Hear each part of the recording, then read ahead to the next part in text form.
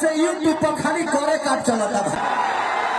भोजपुरी के trending star कहे जाने वाले खेसारी लाल यादव बताएं कि हम यूट्यूब पर जाते हैं तो खाली करे काट की हम आवाज सुनते हैं और करे काट की न्यूज देखते हैं।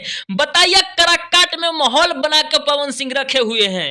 हम बिहार कहले कि हम करे काट के नाम ना सुन रहे। खेसारी लाल यादव बताएं कि हम भी बिहार के हैं, बाकी करा काट के नाम हम आज तक नहीं सुने थे। पवन सिंह के खड़ा होने से बहुत लोग जानने लगा कि करा काट कौन राज्य में है और कौन क्षेत्र में है, कौन संसदीय में है।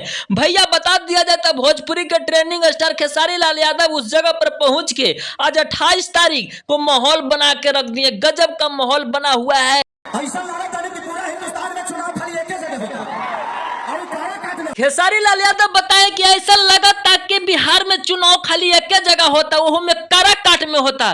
बताइए भैया, चुनाव माहौली में भोजपुरी के पावर स्टार पवन सिंह कहे जाने वाले गजब का माहौल बना के रखे हुए हैं। करा काट क्षेत्र संसदीय है। भैया आप सभी को बता देते हैं कि 8 नवंबर पर कैंची छाप पर बटन दबाकर भारी मत से विजय बनाइए पवन सिंह को, जो कि खेसारी लाल यादव पहुंचे। खेसारी लाल यादव पहुंचे उस जगह करा काट में संसदीय क्षेत्र में खेसारी लाल यादव प्रमोशन करने के लिए, प्रचार करने के लिए पवन सिंह के पहुंचे पावर स्टार के। काफी ज्यादा वहां पर भीड़ है और एक कैंची छाप पर बटन दबाकर आप लोग भारी मतों से विजय बनाइए। करा काट की जनता पवन सिंह को विजय बनाइए और करा काट में पवन सिंह अच्छा विकास करेंगे।